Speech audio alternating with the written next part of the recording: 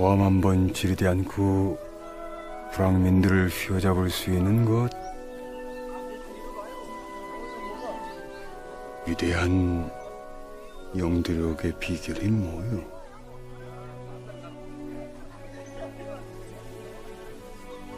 뭐를 많이 매개이지 뭐.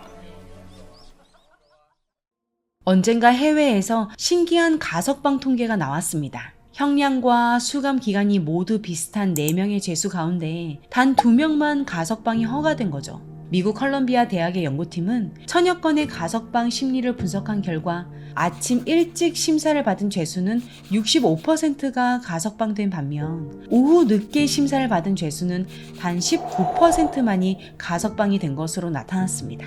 더 흥미로운 건 오전의 간식 시간이었는데요. 심의위원회는 오전 10시 30분쯤 휴식 시간을 갖고 간식을 먹었는데 간식을 먹기 바로 전 가석방률은 15%에 불과했지만 간식을 먹은 후엔 65%까지 급상승했습니다.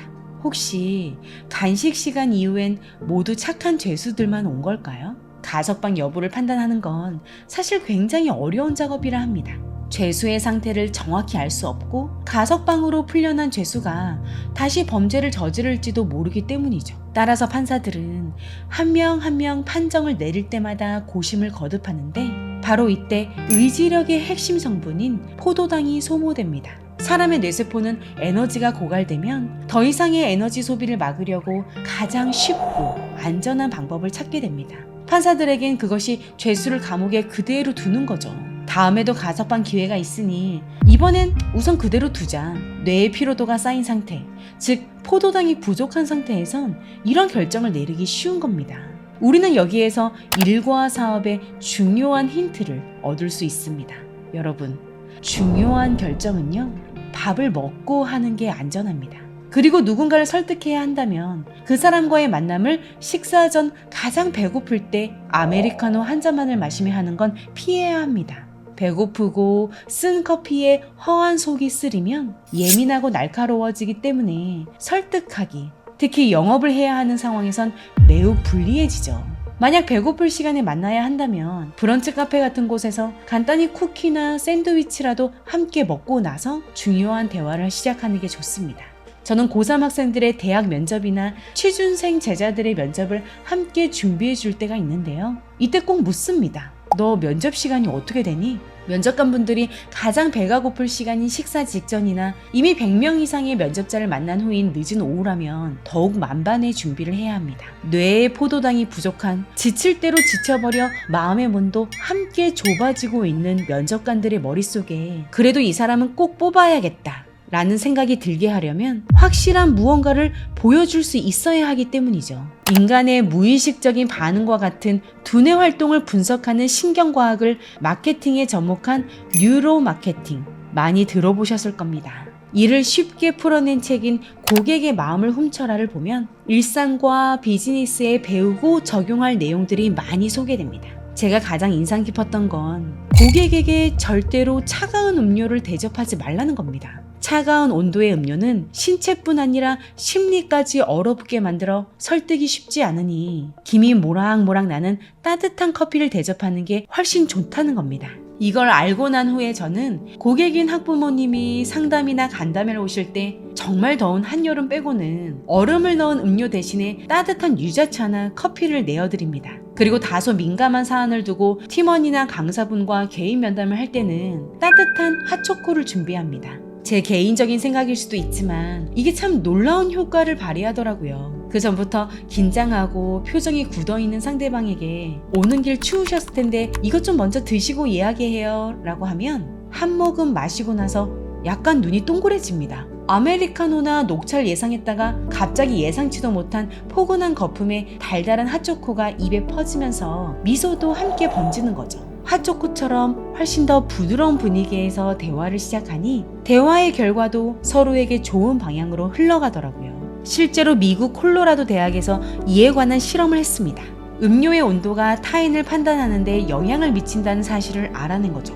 그들은 실험에서 참가자들에게 낯선 사람들을 만나게 했는데 한 그룹은 따뜻한 커피를 들고 있었고 다른 그룹은 얼음이 든 아이스 커피를 들고 있었습니다.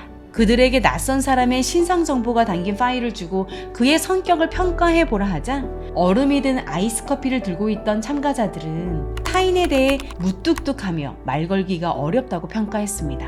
음료의 온도가 이렇게 큰 차이를 가져오는 거죠. 고객의 마음을 훔쳐라에서 또 하나 인상 깊었던 건 신체적 접촉의 힘이었습니다. 저자가 은행 지점장이었던 시절 70이 넘은 할머니 고객이 있었답니다. 이분은 우리 지점장 많이 도와줘야 할 텐데 하시며 고객들을 소개시켜주고 자주 객장에 왔는데 그때마다 젊은 시절의 저자는 바로 뛰어나가 할머니 손을 잡아 끌며 상담실로 모시고 들어와 차를 한 잔 내어드리고 그분은 자식 자랑에 시간을 가는 줄 모르셨다는 겁니다. 한 번은 월말이라 너무 바빠서 객장에 들르신 그 할머니께 눈인사만 잠깐 건넨 적이 있었는데 그 다음날 몹시 꾸지람을 하셨답니다. 지점장, 그럴 수 있어? 아무리 바빠도 어렵게 온 노인네 손 한 번도 안 잡아주고. 이때 저자는 가벼운 스킨십도 강력한 영향을 미치는 비즈니스 스킬이 될 수 있다는 걸 알지 못했다고 합니다. 실제로 은행 직원들이 거스름돈을 카운터에 올려놓지 않고 고객 손에 직접 건네주면 고객 만족도가 전과 비교도 안 될 정도로 급 상승한다는 연구도 있고 미국 식당에서도 거스름돈이나 영수증을 건네며 손에 접촉이 있었을 때 그렇지 않은 직원들보다 훨씬 더 많은 팁을 받는다는 사실도 입증되었죠.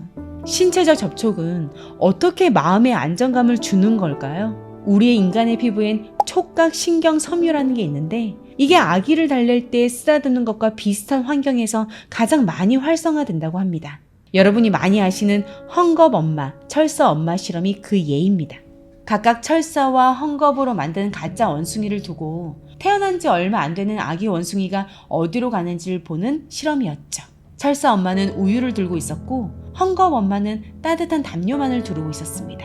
당초 예상은 생존이 중요하니까 당연히 철사 엄마 쪽으로 간다였지만 아기 원숭이는 따뜻한 담요를 두른 헝겊 엄마에게 꼭 붙어 있었죠. 배고플 때만 잠깐 철사 엄마에게 가서 우유를 먹고 다시 헝겊 엄마의 품에 안겼습니다.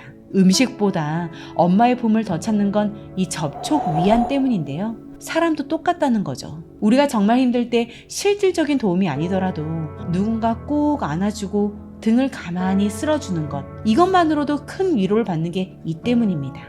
저도 우리 팀원들에게 가벼운 스킨십을 자주 하는데요. 모니터를 함께 보며 의견을 나눌 때도 등에 살짝 손을 댄 채 대화를 나눌 때가 많습니다. 물론 저는 대부분의 사업장에 2030 여성 팀원들과 일하기 때문에 편하게 가능한 부분이지만 이 부분은 주의할 점도 있겠죠. 오늘의 이야기를 정리해 보겠습니다. 배고픈 판사는 위험하다. 중요한 결정을 내릴 때 혹은 상대방을 내 편으로 만들어야 할 때 절대 배고픈 상태에선 하지 말라. 두 번째, 차가운 얼음이 가득한 음료보다는 따뜻한 커피나 달콤한 핫초코, 대추차를 대접하라. 한 모금 마신 후 입가에 번지는 미소를 보고 그 후에 대화를 시작하라. 그리고 세 번째, 신체적 접촉은 마음의 안정감을 준다. 피부 접촉은 엔돌핀과 옥시토신을 분비시켜 행복감과 안정된 기분을 준다. 누군가의 마음을 안정시켜주고 싶다면 이 접촉 위안의 방법을 활용해보라 입니다. 여러분, 어느새 올해도 한 달밖에 남지 않았습니다. 저는 올해 유튜브를 시작하고 여러분을 만난 게 가장 큰 올해의 이슈였죠. 남은 한 달 본업에서 미처 하지 못했던 일들을 벼락치기 하느라 영상을 자주 올리진 못하고 있지만 늘 감사하고 마음만은 함께 하고 있습니다. 그럼 다음 영상에서 뵙겠습니다. 안녕.